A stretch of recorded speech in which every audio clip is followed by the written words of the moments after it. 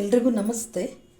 ಮೈಮಾಹು ಕಿಚನ್ಗೆ ಸ್ವಾಗತ. ನಾನಿವತ್ತು ಅಲಸಂದೆ ಕಾಳು ಉತ್ಕ ಮಾಡ್ತಾಯಿದ್ದೀನಿ. ಒಂಥರ ಡಿಫ್ರೆಂಟಾಗಿ ಈ ಚಳಿ ವಾತಾವರಣಕ್ಕೆ ಈ ಜ್ವರ, ಶೀತ, ಕೆಮ್ಮು, ನೆಗಡಿ ಎಲ್ಲ ಸಹಜನೇ. ಅದಕ್ಕೆ ತುಂಬ ಒಳ್ಳೆ ದಿವ್ಯ ಔಷಧ ಇದ್ದಂಗೆ ಆ ಥರ ಒಂದು ಉತ್ಕ ಮಾಡ್ಕೊಂಬಿಡೋಣ. ಇವಾಗ ನಾನು ಕಾಳನ್ನು ತೊಳೆದು ಇಟ್ಕೊಂಡಿದ್ದೀನಿ, ಅಲಸಂದೆ ಕಾಳನ್ನು.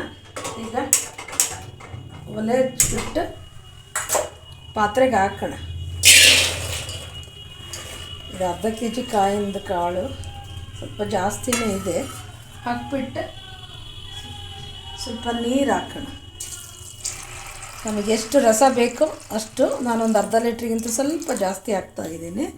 ನೀರು ಹಾಕ್ಬಿಟ್ಟು ಈಗ ಒಂದು ಟೊಮೊಟೊ ಹಾಕ್ಬಿಡೋಣ. ಟೊಮೊಟೊ ಈಗ ಒಂದು 5-6 ಹಸಿರು ಮೆಣಸಿನ್ಕಾಯಿ ಇದೆ, ಹಾಕ್ಬಿಟ್ಟು ಸ್ವಲ್ಪ ಉಪ್ಪು ಹಾಕ್ಬಿಟ್ಟು ಬೇಯಲಿ. ಇದು ಚೆನ್ನಾಗಿ ಬೇಯಕ್ಕೆ ಬಿಟ್ಬಿಡೋಣ. ಇವಾಗ ಬೆಂದಿದೆಯೇನೋ ನೋಡೋಣ. ತುಂಬ ಬೇಗನೆ ಬೇಯುತ್ತಿದೆ ಅಲಸಂದೆ ಕಾಳು, ಎಲ್ಲ ಕಾಳಿಗಿಂತ ಬೇಗ ಬೇಯ್ದ ಅಲಸಂದೆ ಕಾಳು.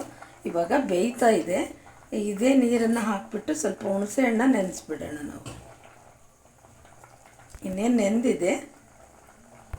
ಇವಾಗ ಚೆನ್ನಾಗಿ ಬೆಂದಿದೆ ಕಂಪ್ಲೀಟಾಗಿ, ಸಾಕು. ಈ ಲೆವೆಲ್ ಕುಕ್ಕರ್ಗೆ ಹಾಕಿದರೆ ಒಂದೇ ವಿಷಲ್ ಸಾಕಾಗುತ್ತೆ. ಇವಾಗ ಗ್ಯಾಸ್ ಆಫ್ ಮಾಡಿ ಇಳಿಸ್ಕೊಂಬಿಡೋಣ. ಇವಾಗ ಬೆಂದಿರೋ ಟೊಮೊಟೊ ಮತ್ತು ಇಲ್ಲಿ ಹಸಿರು ಮೆಣಸಿನ್ಕಾಯಿ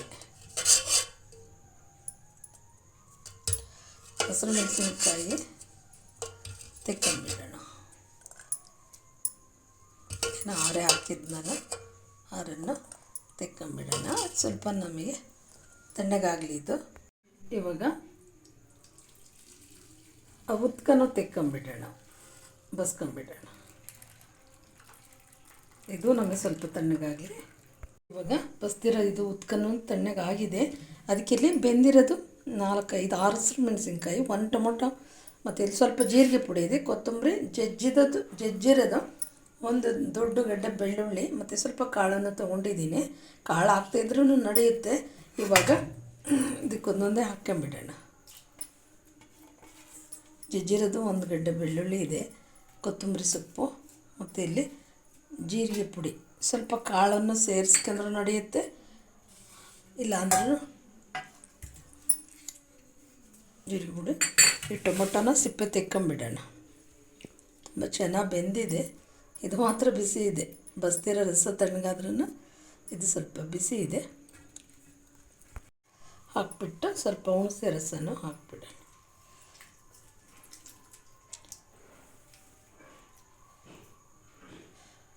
ಸ್ವಲ್ಪ ಟೊಮೊಟೊನೂ ಇದೆ, ಸ್ವಲ್ಪ ಹಾಕಿದ್ದೀನಿ. ನೋಡೋಣ, ಕಿವುಚಣಿಬೋದು. ಈ ಥರ ಕಿವುಚು ಮಾಡಿದರೆ ತುಂಬ ಟೇಸ್ಟ್ ಆಗುತ್ತೆ ಬಾಯಿಗೆ. ಏನೇ ಜ್ವರ ಬಂದರೆ ಬಾಯಿಗೆ ಏನೂ ಸೇರಲ್ಲ, ಬಾಯೆಲ್ಲ ವಿಷ ಆಗುತ್ತೆ. ಅಂಥ ಟೈಮಲ್ಲಿ ಈ ಥರ ಕಿವುಚುತ್ಕ ಮಾಡ್ಕೊಂಡು ಉಂಡ್ರೆ ತುಂಬಾ ಟೇಸ್ಟ್ ಆಗುತ್ತೆ, ಊಟನೂ ಸೇರುತ್ತೆ. ಸ್ವಲ್ಪ ಉಪ್ಪು ನೋಡ್ಕೊಂಡು ಹಾಕಬೇಕಾಗತ್ತೆ. ಕಾಳಿಗೆ ಉಪ್ಪು ಹಾಕಿದ್ವಿ, ಸ್ವಲ್ಪ ಹಾಕಿದ್ದೀನಿ. ಇನ್ನು ಸ್ವಲ್ಪ ಚೆನ್ನಾಗಿ ಕಿವುಚೋಣ. ಜೀರಿಗೆ ಪುಡಿ ಬೇಕಂದರೆ 1 ಅಥವಾ 2 ಕಾಳು ಮೆಣಸನ್ನು ಹಾಕ್ಕೊಳ್ಬೋದು. ಕಿವುಚೋಣ. ಇವಾಗ ಎಲ್ಲ ಚೆನ್ನಾಗಿ ಕಿವುಚಿದ್ದೀನಿ. ಇದು ರೆಡಿಯಾಗಿದೆ. ಇಷ್ಟೇ, ತುಂಬ ಸುಲಭ. ಮತ್ತು ಇದು ಕಾಳು ಬೇಕಂದರೆ ಒಗ್ಗರಣೆ ಹಾಕ್ಕೊಳ್ಬೋದು, ಬೇಡ ಅಂದರೆ ಹಾಗೇನೂ ಚೆನ್ನಾಗಿರುತ್ತೆ ಅಲಸಂದೆ ಕಾಳು ತಿನ್ನೋಕ್ಕೆ. ಇದೇ ಉತ್ಗನ ತೊಗರಿ ಕಾಳಲ್ಲಿ, ಅವರೆಕಾಳಲ್ಲಿ ಮಾಡ್ಕೊಳ್ಬೋದು. ಇವಾಗ ರೆಡಿಯಾಗಿದೆ. ಇವಾಗ ಬಿಸಿ ಮುದ್ದೆಗೇ ಸರ್ವ್ ಮಾಡ್ಕೊಂಬಿಡೋಣ. ತುಂಬ ಚೆನ್ನಾಗಿ ರೆಡಿಯಾಗಿದೆ ಸಾಂಬಾರು. ಬಾಯಲ್ಲಿ ನೀರು ಬರುತ್ತೆ ಈ ಥರ ಸಾಂಬಾರುಗಳು. ಹೊಟ್ಟೆಗೆ ಹಾಕ್ಕೊಳ್ಳೋಣ. ಇವಾಗ ಕಾಳು ಹಾಕ್ಕೊಳ್ಳೋಣ. ಉತ್ಕ ಹಾಕ್ಕೊಂಡಿದ್ದೀನಿ, ಕಾಳು ಹಾಕ್ಕೊಳ್ಳೋಣ. ತುಂಬ ಚೆನ್ನಾಗಿ ರೆಡಿಯಾಗಿದೆ.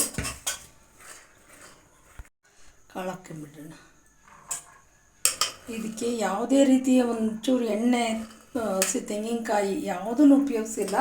ಜ್ವರ ಬಂದು ಬಾಯಿ ಕಿಟ್ಟಾಗ ತುಂಬಾ ಟೇಸ್ಟು, ಮತ್ತು ಬಾಯಿ ಎಲ್ಲ ಇದಾಗಿರುತ್ತೆ. ಈ ಥರ ಸಾಂಬಾರು 1-2 ಹನಿ ನಿಂಬೆ ರಸ ಹಾಕ್ಕೊಂಡು, ನಾವು ಹುಣಸೆಹಣ್ಣು ಮತ್ತು ಟೊಮೊಟೊ ಎಲ್ಲ ಹಾಕಿದ್ದೀವಿ. ಟೊಮೊಟೊ ಬೇಡ ಅಂದ್ರೂ ಬರೀ ಹುಣಸೆ ರಸ ಮತ್ತು ನಿಂಬೆ ರಸನೂ ಹಾಕ್ಕೊಳ್ಬೋದು. ಈ ಥರ ಆರೋಗ್ಯಕರ ಸಾಂಬಾರು. ಮತ್ತು ಊಟ ಸೇರಲ್ಲ ಅಂದಾಗ ಈ ಥರ ಊಟ ಮತ್ತು ತುಂಬ ಈಸಿಯಾಗಿ ಆಗುತ್ತೆ. ನಾವಿಲ್ಲಿ ಕಾಳಿಗೆ ಬೇಕಂದರೆ ಒಗ್ಗರಣೆ ಹಾಕ್ಕೊಳ್ಬೋದು. ಈ ಥರ ಶೀತ ನೆಗಡಿ ಜ್ವರ ಇದ್ದಾಗ ಎಣ್ಣೆ ಅಂಶ ಬೇಡ. ಹಾಗಾಗಿ ಇಲ್ಲಿ ಕಾಳನ್ನು ಒಗ್ಗರಣೆ ಹಾಕಿಲ್ಲ. ಈ ಥರ ಒಂದು ಅದ್ಭುತ ಟೇಸ್ಟು ಅಷ್ಟೇ ಚೆನ್ನಾಗಿರುತ್ತೆ. ತುಂಬ ಈಸಿಯಾಗಿ ಮಾಡುವಂಥ ಸಾಂಬಾರು. ಈ ವಿಡಿಯೋ ಇಷ್ಟ ಆದರೆ ಲೈಕ್ ಮಾಡಿ, ಕಮೆಂಟ್ಸ್ ಕೊಡಿ, ಶೇರ್ ಮಾಡಿ, ಸಬ್ಸ್ಕ್ರೈಬ್ ಆಗಿ.